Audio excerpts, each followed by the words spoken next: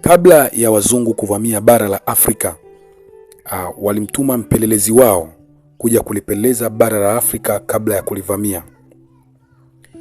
Baada ya mpelelezi huyo kupeleleza bara la Afrika, alirudisha majibu huko Ulaya, na baada ya kufika Ulaya, wakubwa au viongozi ambao walimtuma kulipeleleza kabla ya kulivamia bara la Afrika walimuuliza, tutakavyolivamia bara la Afrika ni changamoto gani au ni vizuizi gani tutakavyoweza kukutana navyo ili tuweze kuviandalia mchakato wa kuweza kupambana navyo.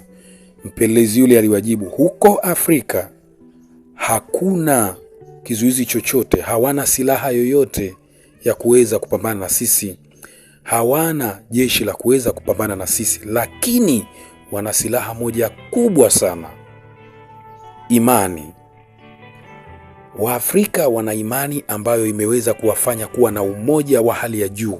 Hivyo kama tutaweza kuivuruga imani yao, moja kwa moja tutakuwa tumeuvuruga umoja wa Afrika.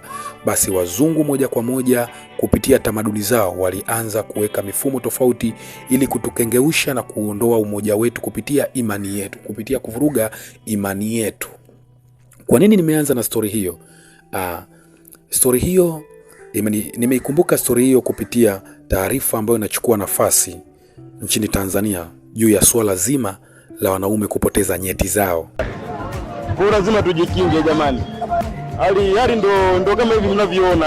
Naona mmeona kabisa polisi zinapandisha zinashuka, zinapandisha zinashuka, watu wanakufa, watu wanachomwa.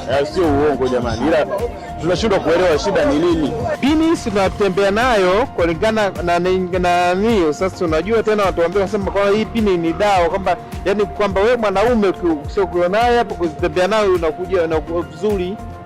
Wasao kidawa bebe huko mzigo unakuta hamna mzigo kwa fresh. Ila hili swala limekuja na lingine inakuwa kama visa. Unakuta labda tamta na visa na mtu anaamua kutengeneza hicho kipengele, tayari inakuwa nao tayari mtu anauawa kwa kitu ambacho sio cha uhakika. Hapa bwana inatakiwa hata uchunguzi unakuwepo, hata serikali inatakiwa na ulinzi wa kutosha.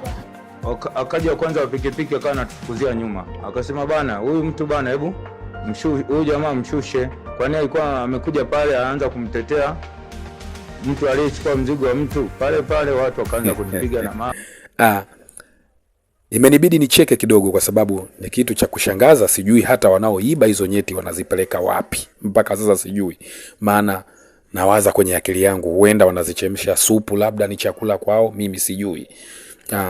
Hofu yangu inakuja kwa upande wa serikali pamoja na wananchi baadhi ambao wanachukua nafasi ya kuweza kuelimisha watu juu ya swala zima la watu kutokuwaua wenzio wakiwa na imani kwamba wanawaibia nyeti. Je, watafanikiwa?